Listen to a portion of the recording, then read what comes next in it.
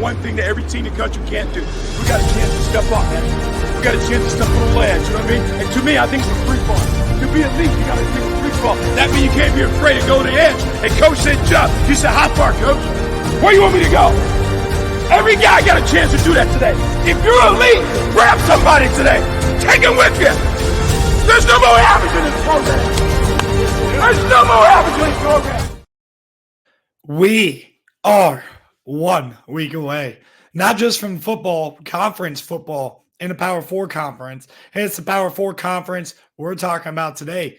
The ACC, as Florida State and Georgia Tech is going to kick it off a week from today. Hi, everybody. I am Colin Bastigal. If you are new here, I would ask that you comment down below what you think of the ACC. Who do you think is going to win the conference and your thoughts on my opinion? And also shoot a like, because the more likes I have, it will pop up on recommended pages for other people. And if you think I did a pretty good job, try to get that shared that way. It's pretty simple right there. So we're talking about the ACC, and this to a lot of people is definitely the lesser of all the Power 4 conferences, but I would say very entertaining. You have Florida State coming back from last year, who won the conference. They went 13-0, but they got a slap in the face, disrespected completely, thinking that the injury to Jordan Travis ended up keeping them out of the playoff, and they thought they deserved a spot. Now, a lot of players did not play. They got embarrassed against Georgia, 63-3. But they're going to come back with a little bit of a vengeance, and they have a great coaching staff that Mike Norvell has over there with Alex Atkins at the offense coordinator spot. They're going to be a fun team, and we're going to keep an eye on them this year for sure as far as a team to make the playoff.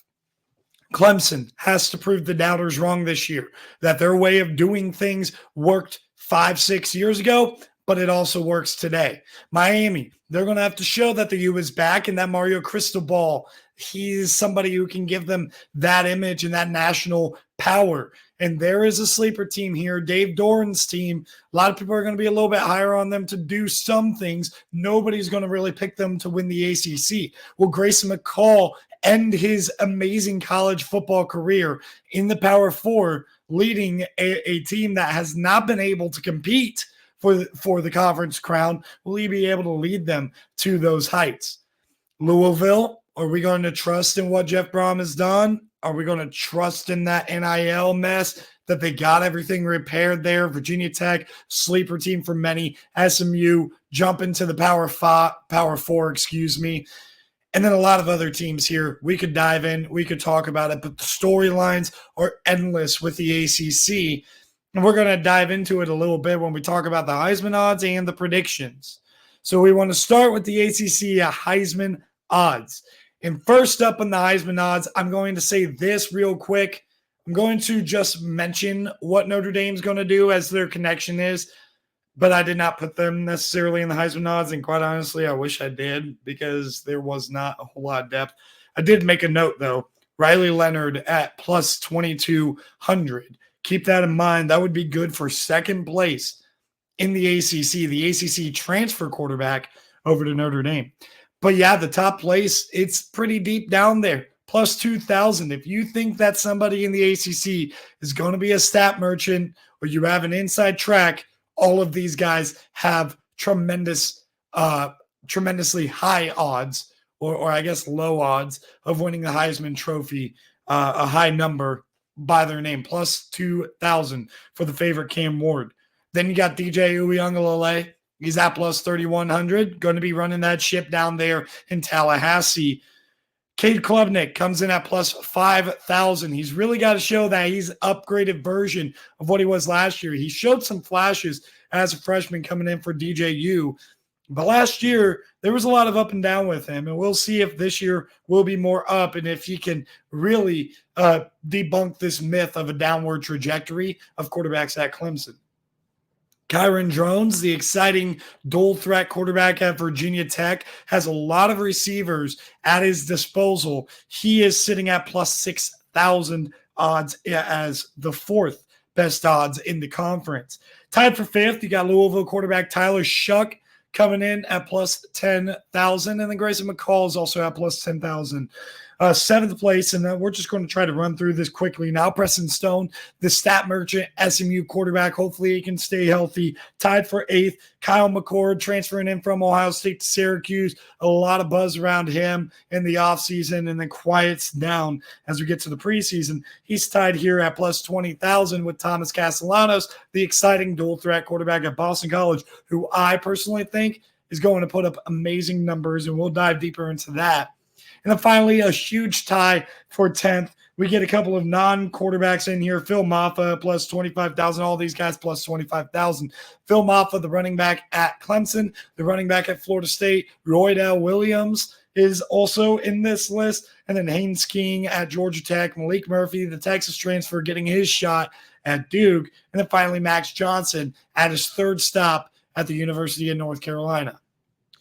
So without further delay, guys, let's bring up the slide. Final Power 4 predictions, and I am not going to have slides like this for the G5. I know I'm a hater, but I will definitely give mention to it. Before we do the predictions for who is in the playoff, we will be talking about each conference championship game, including the G5, so you will see who I have as the top two teams or the winners of their divisions in the G5 in time. As you can see here, Florida State 7-1. I do have them losing a game out of conference. That is on the road at Notre Dame. Before we dive deep into this, before I forget, I do have Notre Dame going 10-2. Their two losses on the road week 1 to Texas A&M. Then they rip off a great season, kind of like 2018 Michigan.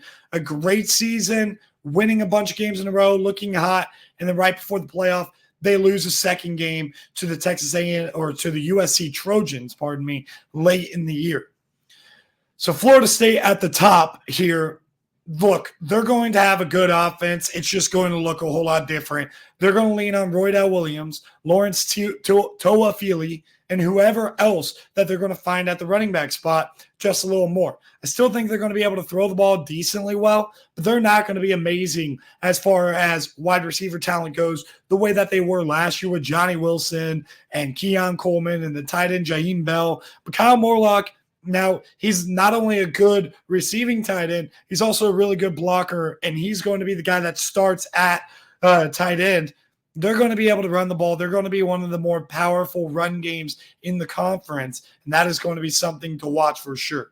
Virginia Tech, look, they have an NFL caliber secondary.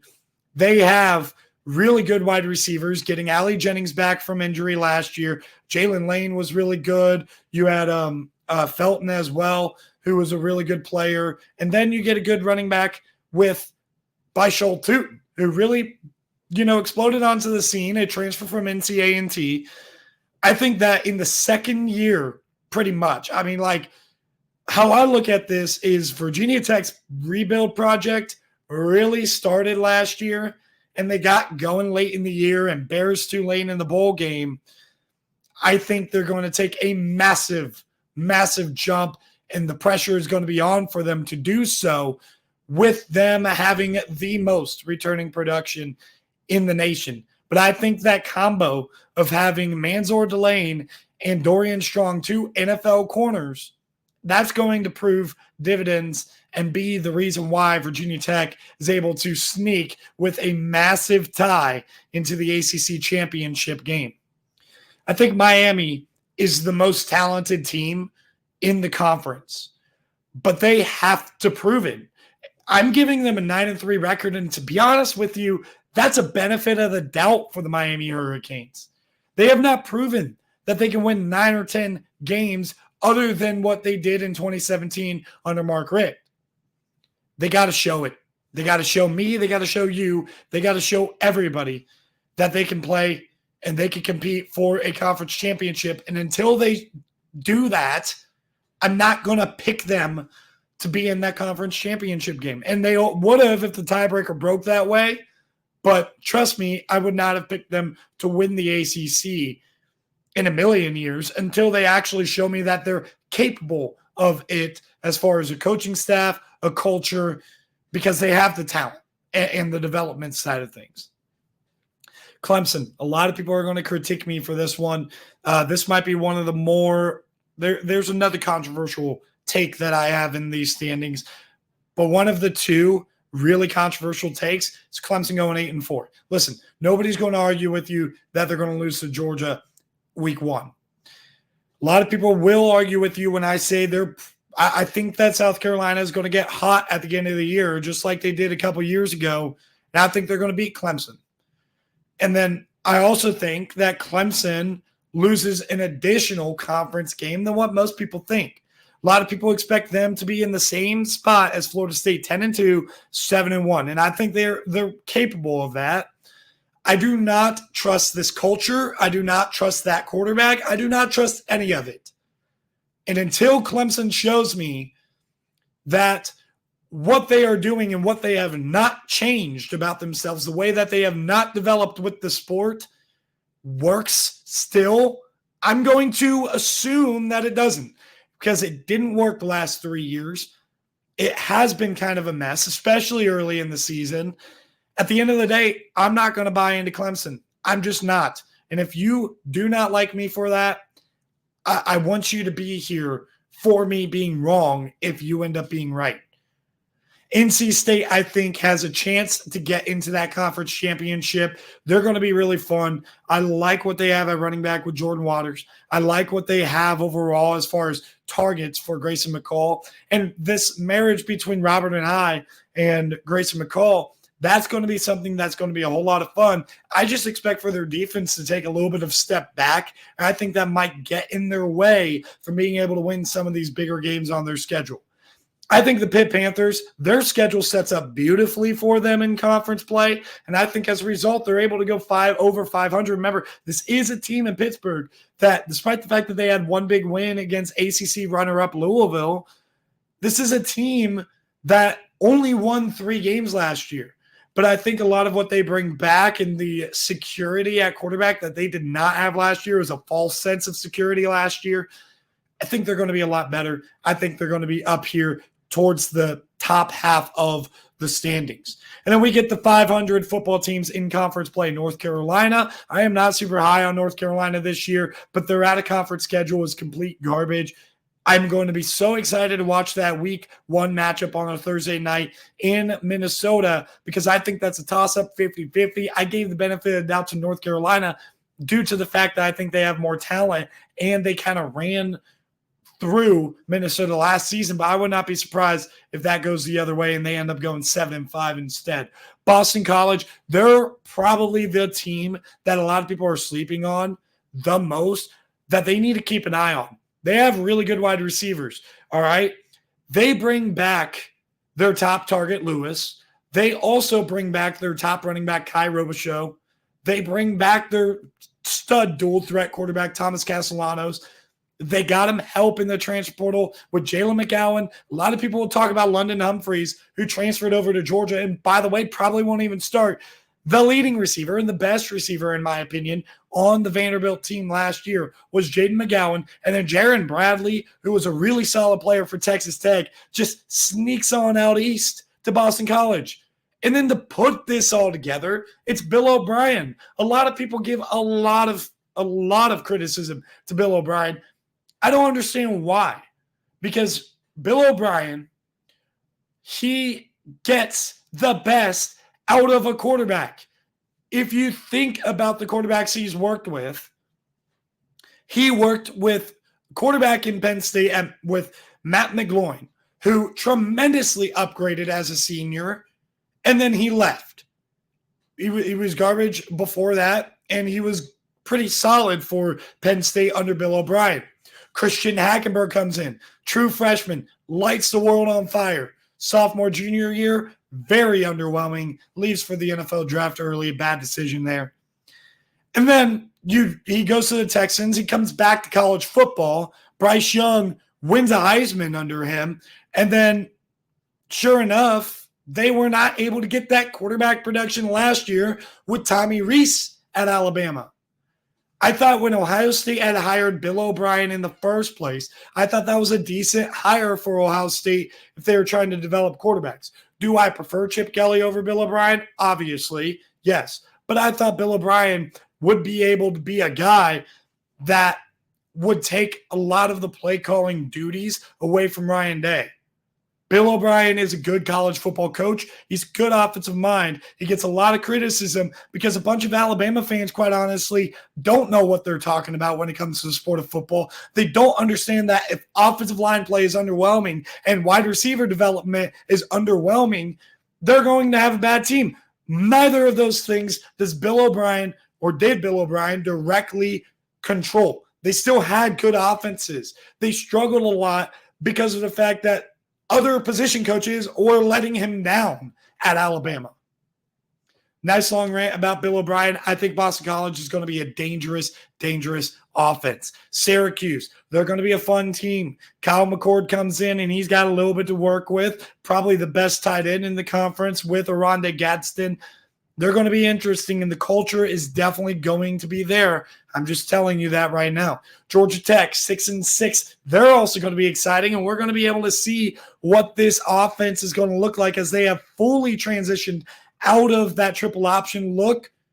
We'll see what they look like this year very early on in a week from today against the Florida State Seminoles. Virginia, they're going to get hot towards the end of the year. They got some talent, especially out wide, and I think they're going to get better and better throughout the year, and their schedule kind of sets up for them to pull off maybe an upset or two later in the year. Stanford, they're also going to be a fun team with an offensive renaissance.